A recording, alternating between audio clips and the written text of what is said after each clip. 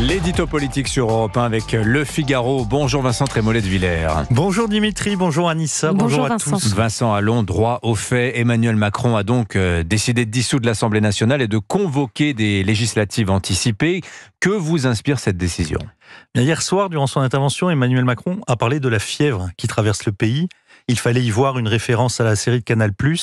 Et cette décision, c'est un mélange de la fièvre et de Baron Noir. Sauf que le président n'est pas un comédien et que la France, ça n'est pas Netflix.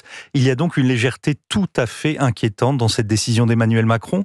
Inquiétante parce qu'on n'organise pas une élection de cette importance en 3 semaines à un mois des JO, au moment où l'Europe va se concentrer sur les nominations décisives, ce que l'on appelle les top jobs, au moment enfin où la guerre en Ukraine occupe autant l'agenda du président de la République. Politiquement, c'est suicidaire, je ne trouve pas d'autre mot. Avec cette dissolution, le président ne se contente pas de répondre favorablement à la sommation de Jordan Bardella, il prépare au RN une nouvelle victoire électorale. Emmanuel Macron voulait réduire le parti de Marine Le Pen, il s'apprête à lui ouvrir les portes de Matignon. Mais... Alors on nous dira que le but est d'user Jordan Bardella.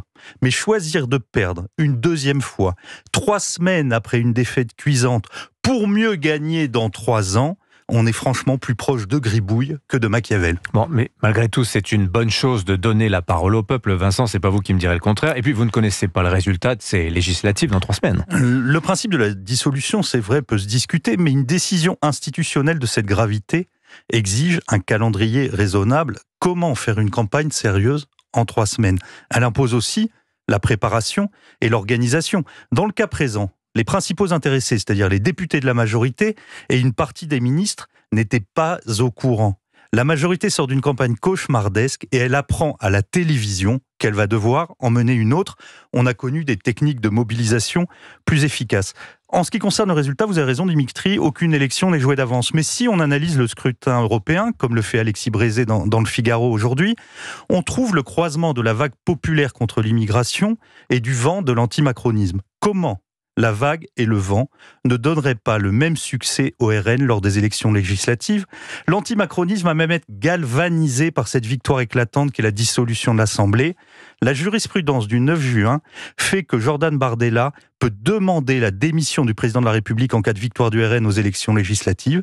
Et quelle sera alors la réponse d'Emmanuel Macron ? Ouais, mais alors, si c'est suicidaire politiquement, si c'est dangereux pour le pays, comme vous le dites Vincent, pourquoi le président prononce-t-il la dissolution ? Je me demande s'il ne s'agit pas d'une forme d'aveuglement narcissique. 2 phrases entendues pendant la campagne peuvent peut-être donner l'explication. La première vient d'un conseiller de l'Élysée. Cette phrase est la suivante: « Les macronistes n'ont jamais appris à perdre ».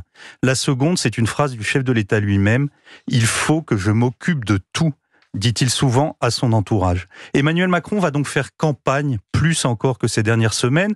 On va le voir partout, tout le temps, avec pour seul discours la menace fasciste, la République en danger.